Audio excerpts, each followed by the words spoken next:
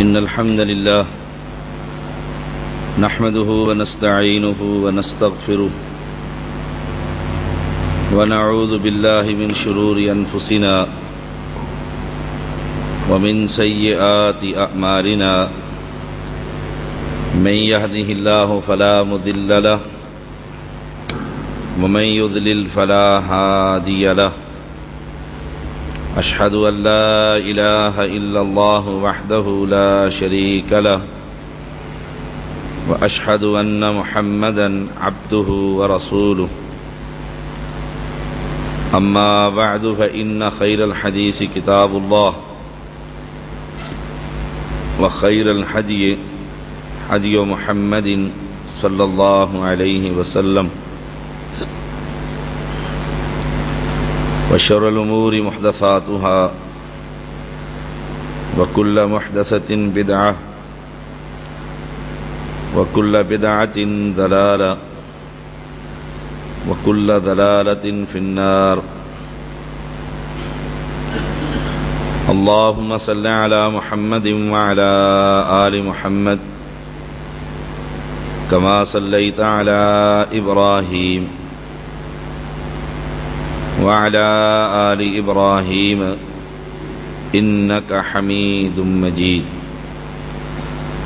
اللهم بارك على محمد وعلى آل محمد كما باركت على إبراهيم وعلى آل إبراهيم إنك حميد مجيد. فأعوذ بالله السميع العليم من الشيطان الرجيم. بسم الله الرحمن الرحيم. يا أيها النبي قل لأزواجك إن كنتن تردن الحياة الدنيا وزينتها فتعالين أمتعكن وأسرحكن سراحا جميلا وإن كنتن تردن الله ورسوله والدار الآخرة فإن الله أعد للمحسنات منكن أجرا عظيما.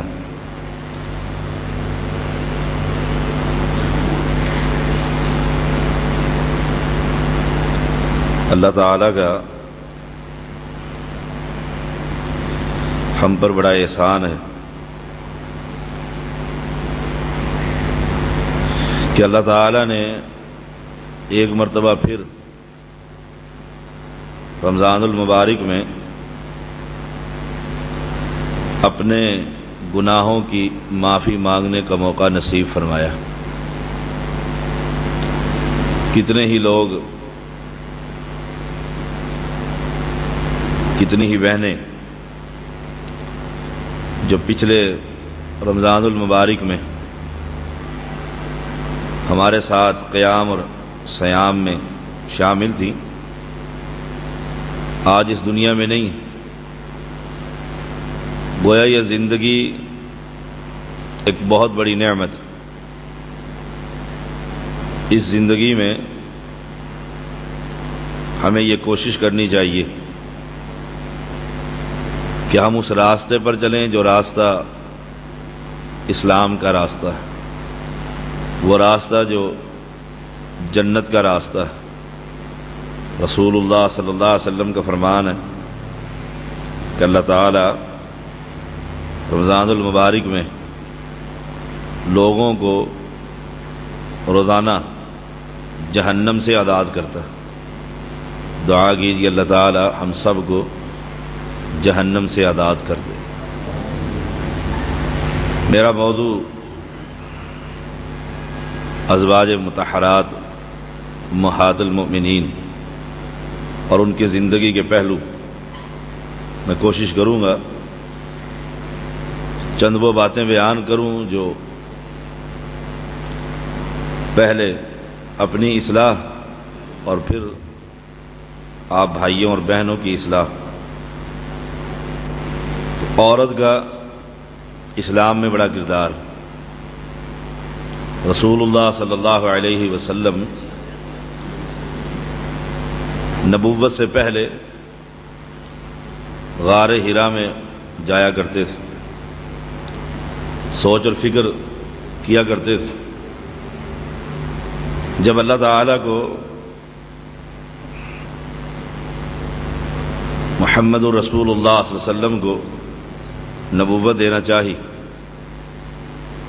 تو جبرائیل امین کو بھیجا۔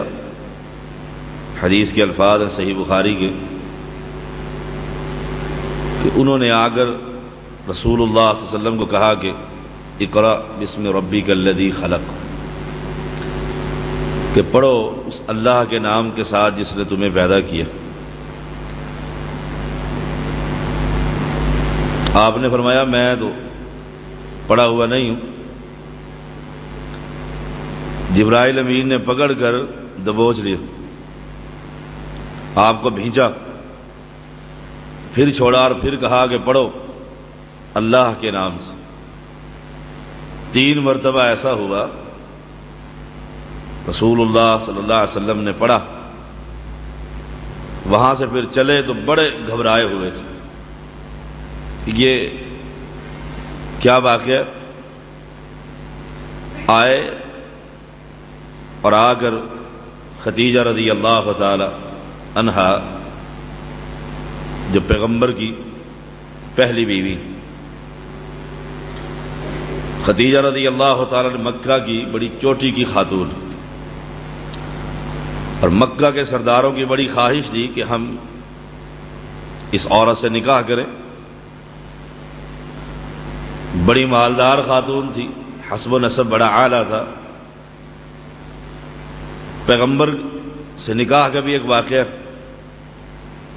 کہ ان کے غلام نے پیغمبر کی وہ سیرت طیبہ جو سفر میں ساتھ رہ کر دیکھی وہ بیان کی، تو انہوں نے نکاح کا پیغام بھیج دیا۔ شادی ہو گئی۔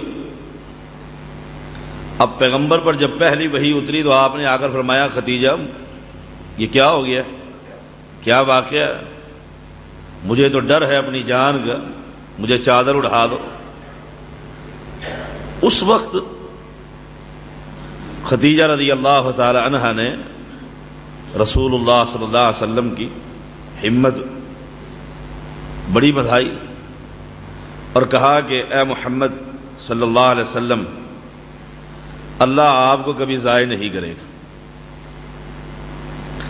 آپ مہمان نوازی کرتے ہیں، غریبوں کے سروں پر ہاتھ رکھتے ہیں، یتیموں کا سہارا ہے، لوگوں کے کام کرتے ہیں، آپ کی وہ اوصاف حمیدہ کے نائے، اور کہا یہ ناممکن ہے کہ اللہ تعالیٰ آپ کو رسوا کر دے، یہ نہیں ہو سکتا۔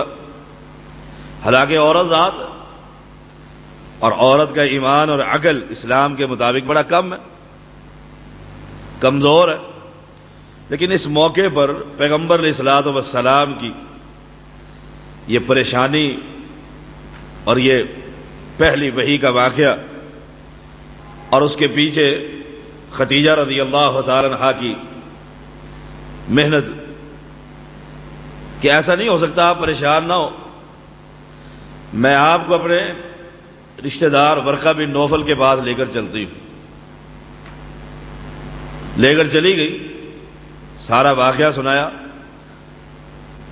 تو ورقہ بن نوفل کہنے لگے کہ یہ تو وہی ناموس ہے جو موسیٰ علیہ السلام کے پاس آیا کرتا تھا، یہ جبرائیل امین ہے۔ کاش میں اس وقت زندہ ہوتا کہ جب آپ کی قوم آپ کو باہر نکال دی، مکہ میں نہیں رہنے دی۔ تو اس پہلی وحی کے موقع پر جو نتیجہ نکلتا ہے وہ یہ کہ خدیجہ رضی اللہ تعالیٰ عنہ کا ایک کردار، اور حدیث میں آتا ہے، ایک بڑی پیاری حدیث ہے کہ رسول اللہ صلی اللہ علیہ وسلم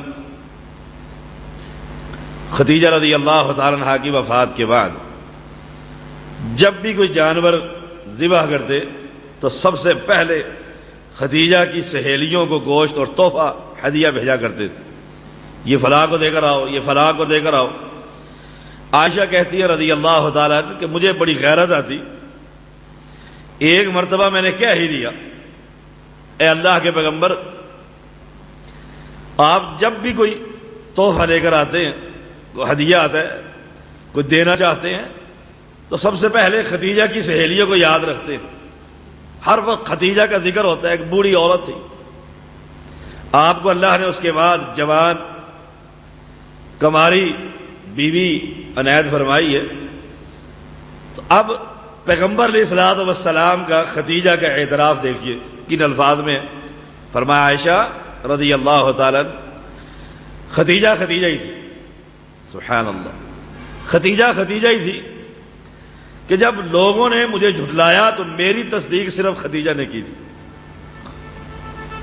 لوگ کہتے تھے آپ اللہ کے نبی نہیں، لوگ کہتے تھے یہ قرآن سچا نہیں ہے، آپ ہماری طرح کھاتے اور پیتے چلتے ہیں بازاروں میں، یمشی فی الاسواق، آپ اللہ کے پیغمبر نہیں۔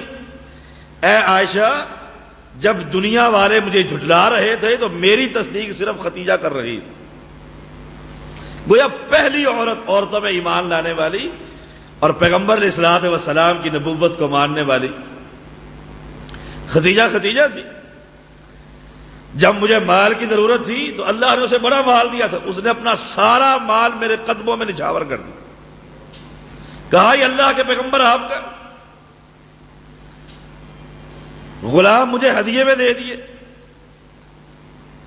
اس کا مقام اور اس کی شان یہ ہے کہ عائشہ رضی اللہ تعالی عنہ،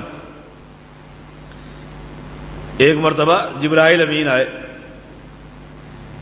اور آ کر کہتے ہیں اللہ کے پیغمبر، ختیجہ رضی اللہ تعالیٰ عنہ گھر سے سالن، کوئی کھانے کی چیزیں، کوئی پینے کا پانی یہ لے کر آپ کے پاس آ رہی، آپ کے پاس آ رہی۔ جب وہ آپ کے پاس پہنچے تو جنت میں اسے موتیوں کے سفید محل کی خوشخبری دے دو۔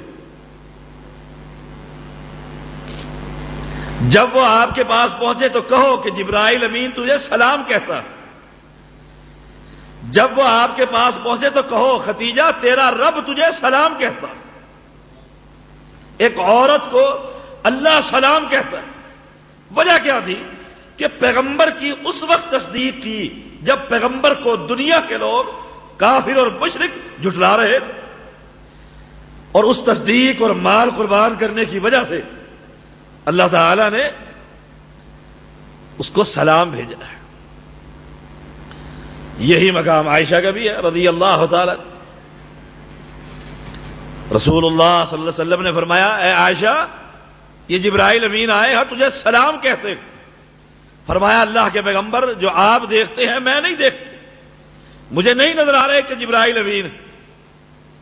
یہ سلامیاں اور دنیا میں جنت کی گارنٹی اور محل کی خوشخبری یہ آخر کس وجہ سے ملی؟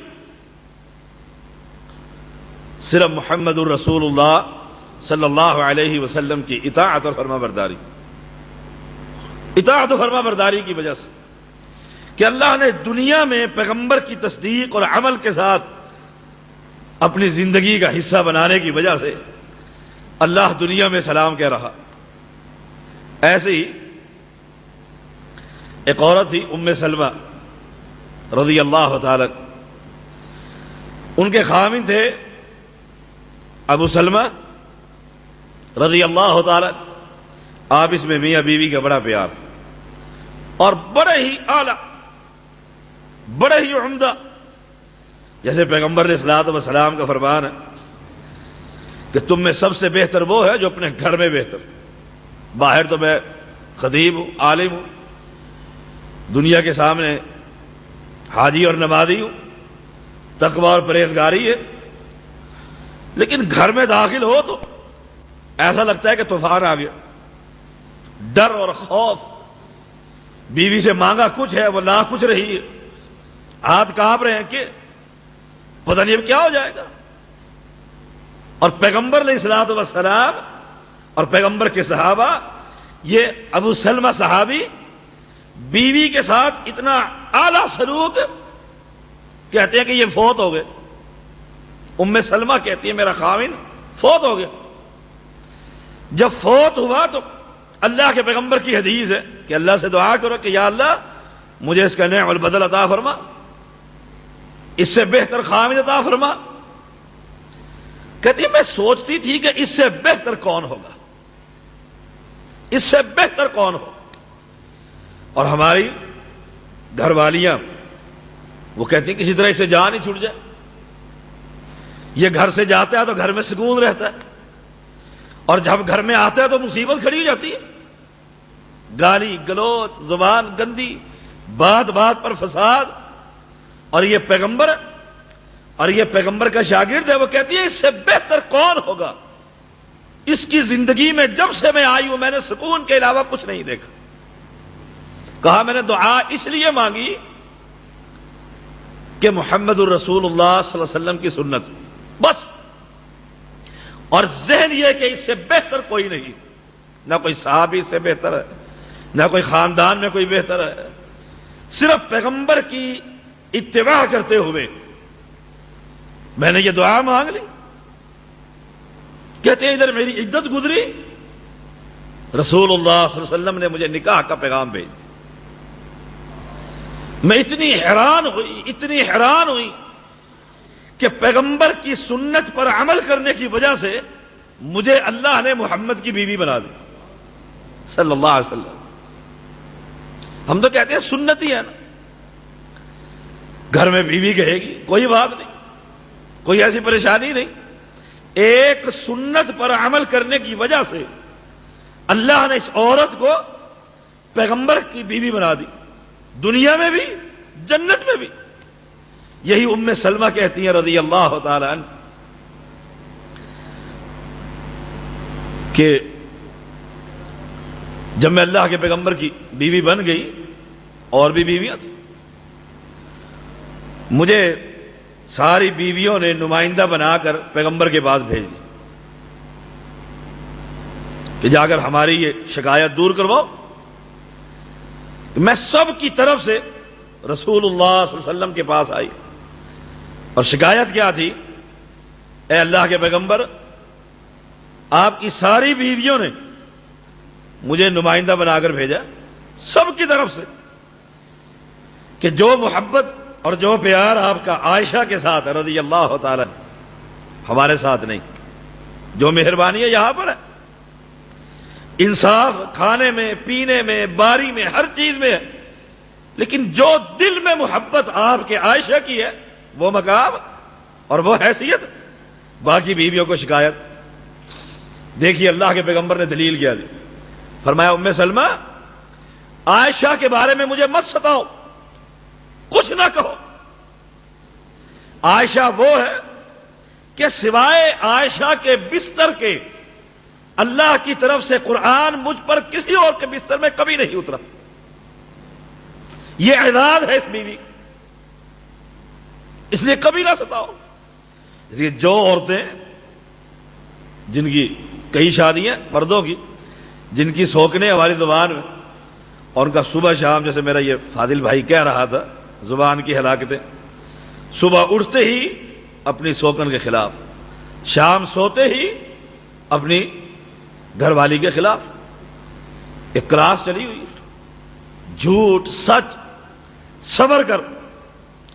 اگر اللہ کی طرف سے اس نے زیادتی کی ہے کوئی تو ایک دن مقرر ہے مالک یوم الدین، بدلہ مل جائے.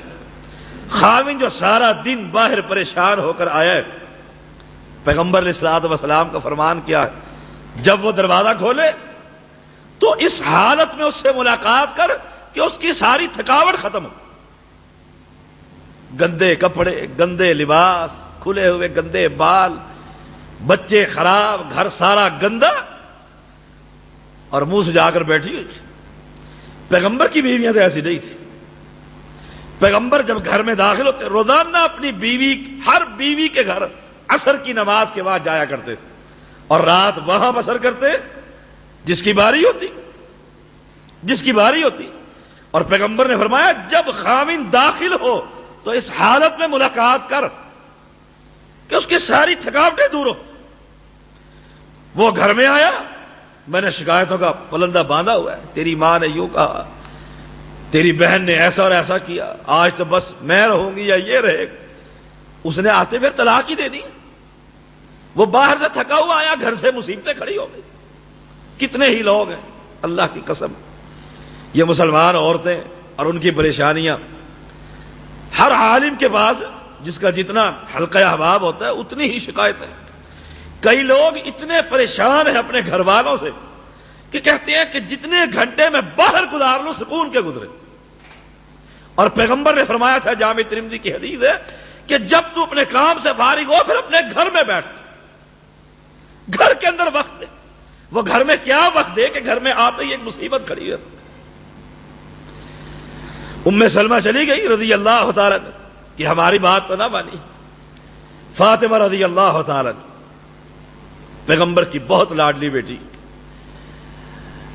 ان کو نمائندہ بنا کر بھیج دیا کہ چلو ایسے نہیں تو ایسے، دیکھو یہ اللہ کے پیغمبر ہیں، اور پیچھے عورتیں امہات المومنین کہ چلو اس کو بھیجتے، اس کی بات تو رد نہیں ہو سکتی، رد نہیں ہو سکتی۔ فاطمہ رضی اللہ تعالی جب آئیں تو پیغمبر اور عائشہ ایک چادر میں لیٹے ہوئے تھے، حدیث کے الفاظ، ایک چادر میں ایک بستر پر تھے۔ کہنے لگے یا رسول اللہ صلی اللہ علیہ وسلم، مجھے آپ کی بیویوں نے بھیجا اس عائشہ کے بارے میں رضی اللہ تعالی، اللہ کے پیغمبر نے سنا اور کہا، اے فاطمہ کیا تو اس عورت سے محبت نہیں کرتی جس سے تیرا باپ محبت کرتا؟ دیکھو فاطمہ کہنے لگی کیوں نہیں یا رسول اللہ صلی اللہ علیہ وسلم، میں کیوں نہ کروں گی؟ فرمایا اس عائشہ سے محبت کر۔ بس فاطمہ رضی اللہ تعالی پلٹی اور جا کر ساری بیویوں کو کہا، میں تمہارا نمائندہ بن کر آئندہ کبھی نہ جاؤں، مجھے میرے پیغمبر اور میرے والد نے کہہ دیا کہ جس سے میں محبت کروں تو محبت کر۔ اگر تجھے خامن سے پیار ہے، تیرا دعویٰ یہ ہے کہ میں خامن سے محبت کرتی ہوں، پھر جس سے خامن محبت کرتا ہے تو بھی محبت کر۔ خامن اپنی ماں سے محبت کرتا ہے تو اس کو اپنی ماں سمجھ، خامن اپنی بہن سے محبت کرتا ہے تو اس کو اپنی بہن سمجھ، خامن اپنے باپ سے محبت کرتا ہے تو اس کو اپنا باپ سمجھ، خامن اپنے بھائیوں سے پیار کرتا ہے تو اس کو اپنا بھائی تصور کر، جیسے خامن چاہتا ہے تو ویسے چل، خامن تیرے کے لیے اپنی جان قربان کر دے۔ رسول اللہ صلی اللہ علیہ وسلم کی یہی بیوی ام سلمہ رضی اللہ تعالی عنہ۔ ہمارا معاشرہ کیا ہے؟ بیوی اور عورت کا مقام کیا ہے؟ اللہ ماشاء اللہ، سب کا نہیں، اکثر، کیونکہ ہم ہندوؤں سے مسلمان ہوئے، ہندوؤں سے علیحدہ ہوئے، وہ ہندو مزاج، وہ ہندو معاشرہ ہماری رگوں کے اندر سرایت کر گیا کہ عورت کا کوئی مقام نہیں، عورت کی کوئی حیثیت نہیں۔ جہاں خاندان کے چار بڑے بیٹھے ہیں، باپ ہے، خامد ہے، دیور ہے، جیٹھ، اور عورت کوئی مشورہ دے دے، عورت کوئی بات، تمہارا کیا کام ہے؟ چلو یہاں سے۔ عورت کا کام صرف پکانا اور رات کو تمہیں فائدہ دینا، یہ ہمارا تصور۔ اور دین میں عورت کا بڑا مقام، عورت کا بڑا مقام ہے دین کے اندر، کہ اس سے پوچھئے، اس سے مشورہ کیجئے کہ قرآن کی پہلی وحی اتری تو پیغمبر نے آ کر سب سے پہلے وہ واقعہ اپنی بیوی کو سنایا تھا۔ باہر سے پریشان ہے، گھر میں منہ سجا کر بیٹھا ہوا ہے، بیوی پوچھتی ہے کیا ہوا ہے؟ کہ دفعہ میں مصیبت میں ہوں، تو اوپر سے اور مصیبت لے آ، اس کو خبر دے، اسے بتلا کہ مجھے یہ پریشانی ہوئی۔ دل کا غبار نکلے گا تو تیرا دل ہلکا ہو جائے گا، اور کوئی عقل مند بیوی ہوئی تو تجھے کوئی مشورہ دے دے گی، کوئی مشورہ دے دے گی۔ اور بڑی اسلام میں بڑی چوٹی کی خاتونیں گزری، بڑی خواتین چوٹی کی گزری، جنہوں نے ایسے ایسے مشورے دیے کہ اسلام کو بھی فائدہ ہوا، خامد کو بھی فائدہ ہوا۔ اس لیے ہمارا جو یہ مزاج بن چکا ہے کہ عورت سے پوچھنا ہی نہیں، بیٹی میری ہے، میں نے رشتہ دے دیا، تو کون ہوتی ہے؟ تو کون ہوتی ہے پوچھنے والی؟ میں نے اپنے بھتیجے کو دے دیا ہے، بھانجے کو دے دیا ہے، اور وہ سمجھتی ہے کہ یہ میری جو نند ہے یہ تو میری جڑیں کاٹتی ہے، کل کو میری بیوی کا گھر، میری بچی کا گھر برباد کر دے گی۔ اپنی بیوی سے مشورہ کیجیے، یہ دین ہے۔ اپنی بیوی سے مشورہ کیجیے، یہ دین ہے۔ ام سلمہ رضی اللہ تعالیٰ عنہ کس کی بیوی ہے؟ محمد رسول اللہ صلی اللہ علیہ وسلم، اللہ کے نبی ہے، پیغمبر ہے۔ اللہ نے پیغمبر کو کہا وشاورہم فی الامر، فَإِذَا عَزَمْتَ فَتَوَكَّلْ عَلَى اللَّهِ، مشورہ کر کام کے اندر. صلح حدیبیہ کا موقع. صلح حدیبیہ میں بظاہر شرائط جو طے ہوئی وہ پستی والی تھی، جس پر عمر رضی اللہ تعالیٰ عنہ نے آ کر باقاعدہ پیغمبر سے گفتگو کی تھی. اور گفتگو کا انداز یہ تھا کہ کسی طریقے سے یہ معاہدہ نہ ہو جس پر اللہ کے پیغمبر نے کہا تھا اے عمر تو نہیں جانتا میں اللہ کا نبی ہوں، میں تو اللہ کا پیغمبر ہوں، اس کی اجازت کے بغیر کچھ نہیں کرتا. بڑا لمبا واقعہ ہے جو میرے موضوع سے متعلقہ نہیں. یہ سب کچھ ہو گیا، شرائط لکھی گئی، مکے کا راستہ بند ہو گیا، فارغ ہو گئے. صحابہ غمگین، انتہائی غم میں مبتلا. رسول اللہ صلی اللہ علیہ وسلم نے فرمایا اے میرے صحابہ اٹھو اور قربانی کر دو. جو قربانی کے جانور لے کر آئے تھے قربانیاں کرو، بالوں کو صاف کرو، سر مڈا دو.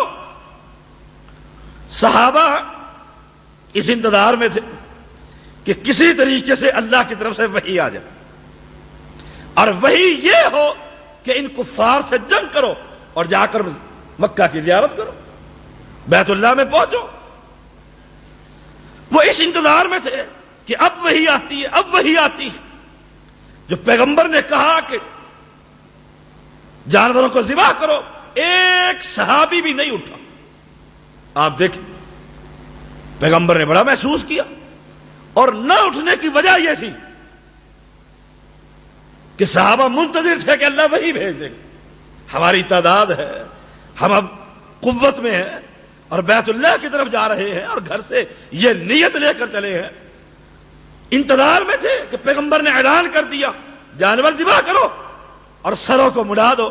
کوئی صحابی بھی جانور کو ذبح کرنے کے لیے نہ اٹھا. پیغمبر نے محسوس کیا، اور محسوس کرنے والی بات آپ وہاں سے خود کھڑے ہو گئے، خیمے میں تشریف لائے. ام سلمہ سے کہتے ہیں رضی اللہ تعالی اے ام سلمہ، میں نے اپنے شاگردوں کو کہا کہ جانور ذبح کرو، سروں کو مڑاؤ، ایک بھی نہیں اٹھا. دیکھو کس سے مشورہ ہے؟ بیوی سے، جو ہماری طبیعت کے بالکل خلاف، ہمارے مزاج کے خلاف ہے. عورتوں سے مشورہ لیں، عورتیں تو عقل میں ویسے ہی کم، عورتیں تو ایمان میں ویسے ہی کم. یہ کون ہے؟ اللہ کا پیغمبر. اور مشورہ کس سے کر رہا ہے؟ بیوی سے. اے ام سلمہ، جب بھی میں نے حکم دیا میرے صحابہ دوڑ پڑتے تھے، لیکن آج کوئی صحابی بھی جانور ذبح کرنے کے لیے نہیں اٹھ رہا. رسول اللہ صلی اللہ علیہ وسلم سے ام سلمہ رضی اللہ تعالی فرماتی ہیں اللہ کے پیغمبر آپ کیا چاہتے ہیں؟ فرمایا میں چاہتا ہوں جانور ذبح کرو، معاہدہ ہو چکا ہے، آگے نہیں جا سکتے. اب ایک بیوی اور اس کا حیثیت کیا ہے؟ ایک عورت ہے، آخر عورت ہے. کیا اے اللہ کے رسول صلی اللہ علیہ وسلم آپ باہر جائیے، اپنی چھری لے کر اپنے جانور کو ذبح کر دیجیے اور سر کے بالوں کو مڑا دیجیے. بس یہ نہیں کہا کہ ایسے کرو، فرمایا ایسے کیجیے. پیغمبر کو بیوی ایک عورت مشورہ دے رہی ہے. آپ باہر نکلے، جانور کو ذبح کر دیا، سر کو مڑا دیا. جب سر مڑا رہے تھے صحابہ کی نگاہ پڑی، صحابہ وہ جو منتظر تھے کہ وحی اترے گی، پتہ لگ گیا کہ اب وحی نہیں اتر سکتی. پیغمبر نے جانور کو ذبح کر دیا ہے. سارے صحابہ اٹھے اور اپنے اپنے جانوروں کو پکڑ کر ذبح کر دیا اور سروں کو صاف کرنے لگ گئے. ایک عورت نے نقشہ ہی بدل دیا، ایک عورت نے نقشہ ہی بدل دیا. اتنے واقعات ہیں حدیث کے اندر. اپنے گھر والوں سے مشورہ کیجیے، اس کو اپنا غم بتلائیے، اپنے پریشانی سنائیے. شاید وہ کوئی ایسا مشورہ دے دے جس سے حالت بہتر ہو جائے. اور پھر جب میں اور آپ اپنی بیوی سے، بہن سے، ماں سے مشورہ کریں گے، ان کو حیثیت دیں گے، تو اس وقت بیوی کے دل میں جو خامد کی محبت ہوگی وہ بیان نہیں ہو سکتی کہ خامد میرا سمجھتا ہے کہ میں مشورے کے قابل ہوں. خامد صرف یہ نہیں سمجھ، جیسے پیغمبر نے فرمایا اللہ اکبر، فرمایا تم کیسے لوگ ہو، دن میں اپنی بیوی کو مارتے ہو اور رات کو سے فائدہ اٹھاتے ہو.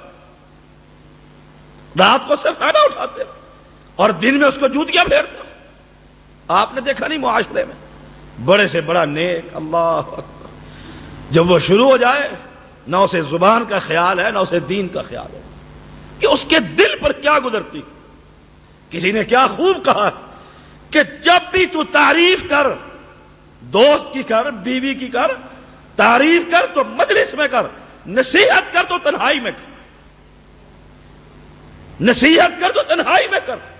اور میں کیا کرتا ہوں کہ بیوی کو وہاں ذلیل کروں گا جہاں پورا خاندان بیٹھا ہوا ہے، اور خاندان والے کہیں گے رن مرید نہیں ہے، بڑا قابو میں رکھا ہوا ہے اس نے عورت کو، کیسے لگام ڈال کر رکھا ہوا ہے۔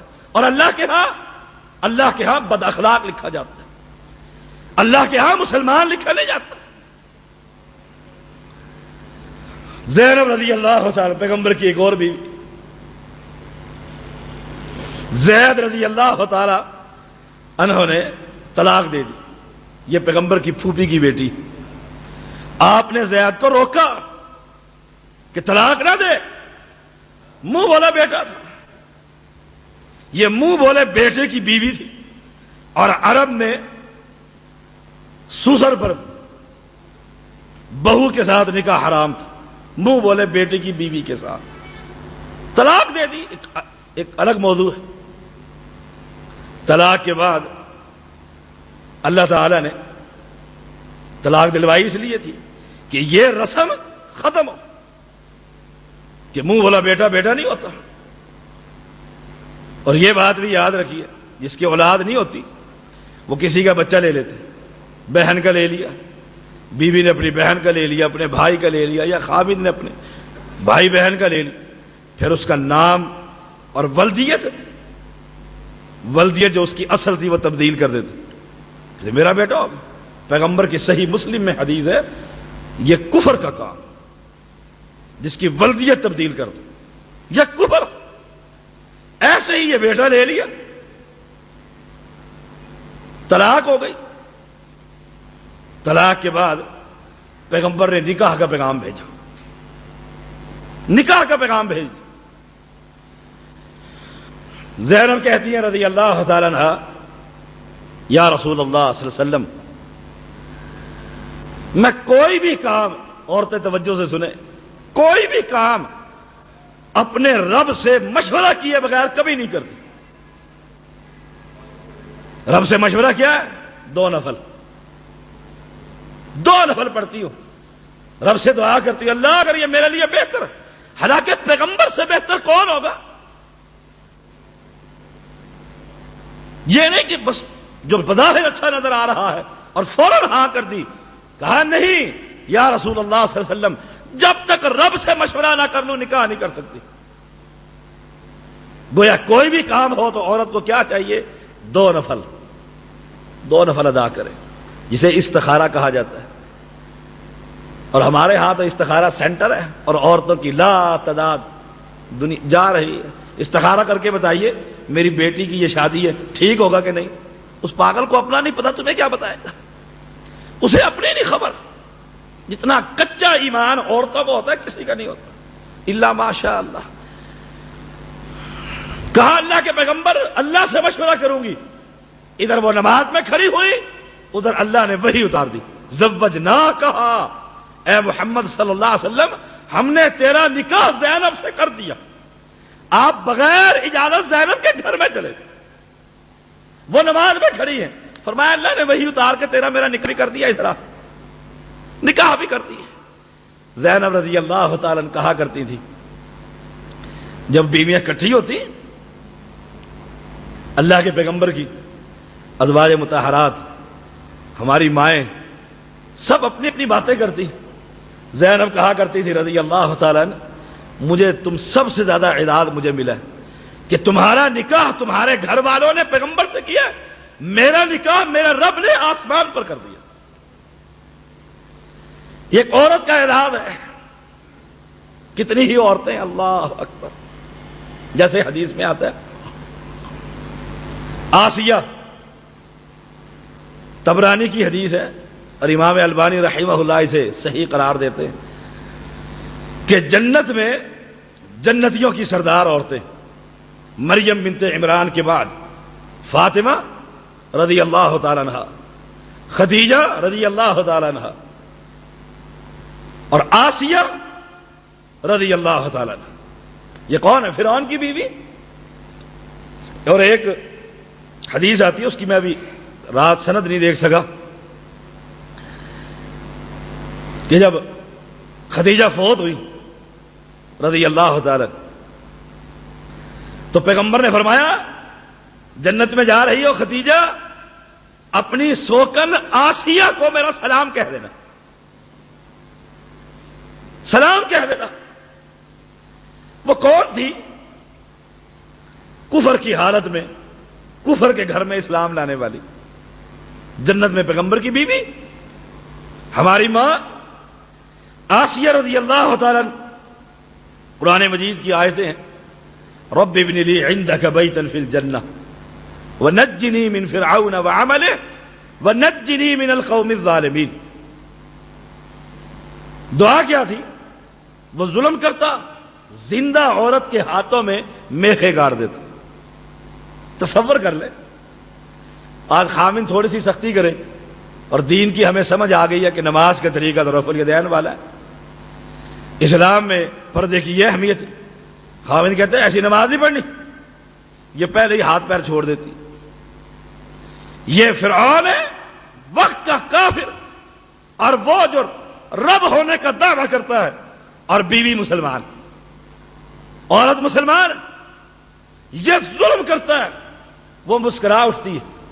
ایک مرتبہ فرعون اس کے سر پر کھڑا ہوا، اپنے حواریوں کو کہتا ہے دیکھو یہ کتنا بے وقوف ہے، کتنی بے وقوف ہے یہ عورت، میری بیوی، میں اسے مار رہا ہوں، تم اس پر کوڑا برسا رہے ہو، اور یہ مسکرا اٹھتی ہے. حدیث میں آتا ہے وہ مسکراتی کیوں تھی؟ جب ظلم کی حد ہو جاتی، تنگ ہو جاتی، اللہ تعالی آسمان کے دہانے ہٹا کر آسیہ کو جنت میں اس کا محل دکھا دیا کرتا.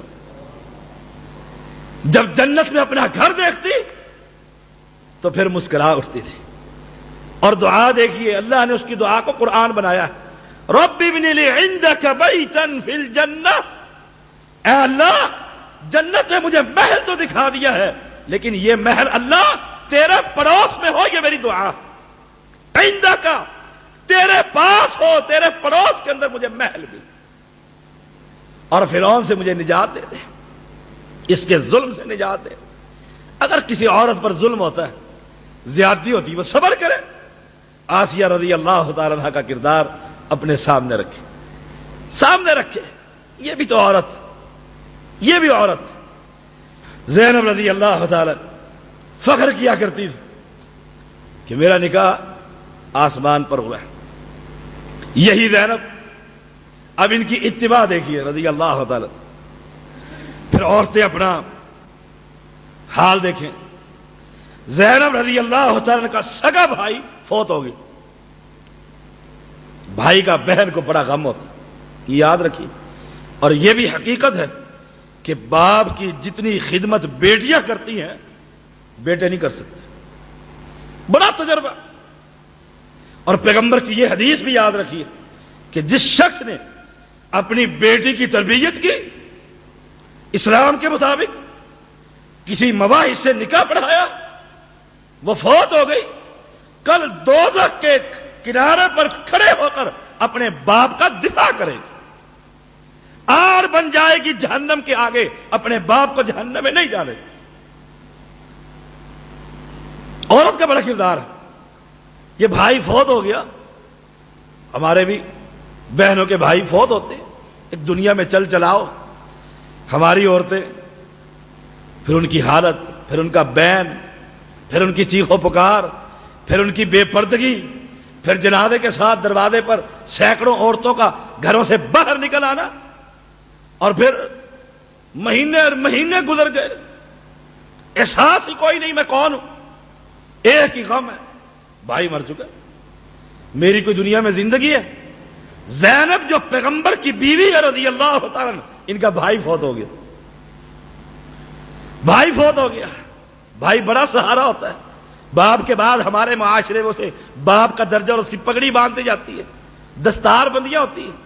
فوت ہو گیا، 3 دن گزرے، زینب رضی اللہ تعالیٰ عنہ نے خوشبو منگوائی، اپنے جسم پر لگائی، کپڑوں پر لگائی، اور فرمایا مجھے خوشبو کی ضرورت نہیں ہے کہ میں خوشبو لگاؤں، میں نے اس لیے لگائی ہے کہ میرے محمد صلی اللہ علیہ وسلم نے کہا تھا کہ 3 دن سے زیادہ کوئی عورت کسی مرد کا سوائے خاوند کے سوگ نہیں کر سکتی۔ آج 3 دن ختم ہو گئے ہیں، میں خوشبو لگا کر اظہار کر رہی ہوں پیغمبر کی اتباع کر کے کہ بھائی کا سوگ ختم ہو گیا۔ ہے ایسی کوئی مومنہ عورت؟ اور بات آئی مومنہ کی، بنو تمیم کی عورتیں عائشہ کے پاس آئیں رضی اللہ تعالی، باریک لباس پہنا ہوا، جسم ان کا نظر آ رہا ہے۔ خاوندوں کو چیک کرنا چاہیے کہ جو میں سوٹ لا کر دے رہا ہوں اپنی بیوی کو،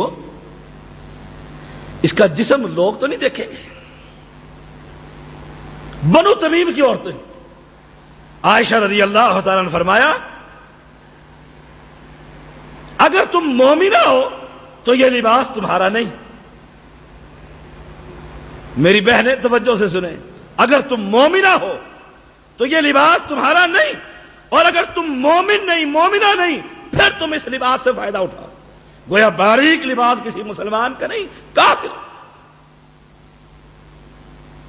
پردہ ایمان کی دلیل ہے۔ اگر تم مومنہ ہو، پردہ ایمان کی دلیل ہے، حیا ایمان کی دلیل ہے۔ جو اپنا جسم کا اظہار باریک لباس سے کرتے اس میں کیسی حیا؟ اور پیغمبر نے فرمایا تھا الحیاء من الایمان والایمان فی الجنہ، حیا ایمان سے، اور ایمان انسان کو جنت میں لے جائے، جنت میں لے جائے گا۔ اور یہی آیت میں نے یہاں پر پڑھی، یا ایھا النبی کل ازواجک ان کنتن تریدن الحیاۃ الدنیا، اے پیغمبر کی بیویوں دنیا چاہتی ہو، دنیا کا طمع، دنیا کی زیب و زینت، دنیا کا مال و متاع۔ ہائے میں وہاں گئی تھی، آج بھی یہی سوٹ پہن کر گئی ہوں، کل بھی یہی تزکیہ نفس میں گئی تھی، پرسوں بھی یہی سوٹ، تیرے پاس جب سے آئی ہوں ایک سوٹ کے علاوہ ملتا ہی کچھ نہیں۔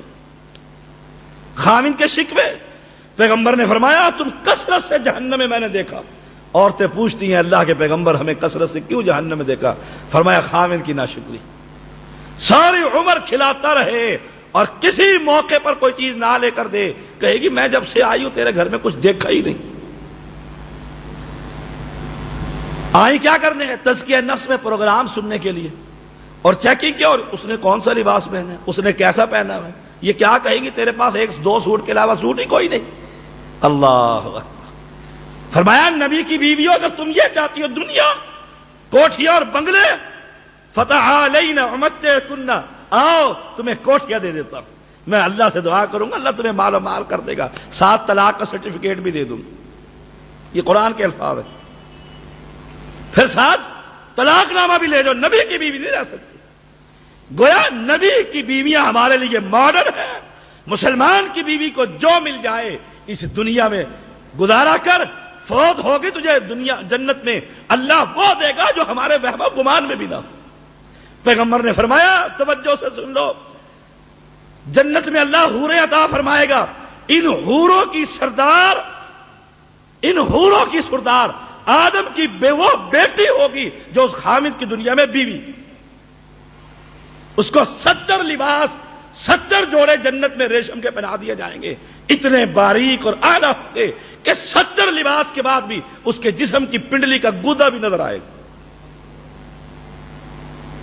بڑی باتیں ہیں دین کے اندر، اللہ تعالیٰ کا بڑا فضل ہے۔ اتنے دلائل ہیں عورتوں پر، اتنے دلائل ہیں۔ خامد کو تنگ نہ کرو۔ پھر خامد کیا کرتا ہے بیچارہ؟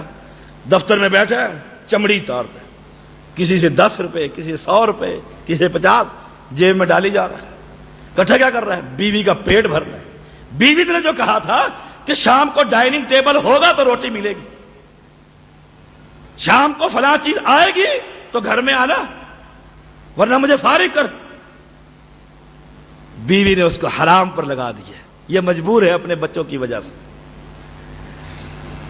اور اگر تم دنیا نہیں چاہتی، وَإِن كُنتُنَّ تُرِيدْنَ اللَّهَ وَرَسُولَهُ، دین چاہتی، اللہ اور اس کے رسول، قرآن اور حدیث، وَالدَّارَ الْآخِرَةَ، اور جنت، فیصلہ کر لو۔ حدیث میں آتا ہے رسول اللہ صلی اللہ علیہ وسلم جب یہ آیتیں اتری سب سے پہلے عائشہ کے پاس گئے، عائشہ سے بہت پیار تھا۔ آپ نے فرمایا عائشہ، یکا تو ساری عورتوں نے کر رکھا تھا نا، پیغمبر سے لیتے ہیں کچھ نہ کچھ، دنیا کو یہ دے دیتے ہیں، ہمارے لیے کوئی نہیں۔ وہ مولوی کا قصہ ہے، دنیا کو دے رہا ہے، گھر کے لیے کوئی شے نہیں۔ کہا اے عائشہ جلدی نہ کرنا فیصلہ کرنے میں، اپنے والدین سے پوچھ لے، اگر تو میرے ساتھ چاہتی ہے تو یہی رکھی اور سوکھی ملے گی اور جنت میں مقام ملے گا، جنت میں وہ ملے گا وہ ملے گا۔ پیغمبر فرماتے ہیں اگر ایک پھل جنت کا اے میرے صحابہ مجھے مل جائے اور میں تمہیں دے دوں، وہ نماز کا جو واقعہ ہے بڑا لمبا، تم قیامت تک ایک پھل کھاؤ گے وہ پھل تم سے ختم نہ ہوگا۔ سبحان اللہ و بحمدہ سبحان اللہ العظیم۔ عائشہ جلدی نہ کرنا، اللہ کے پیغمبر کیا بات ہے، فرمایا اگر میرے ساتھ رہنا ہے تو رکھی اور سکھی، نہیں تو طلاق لے اور دنیا لے۔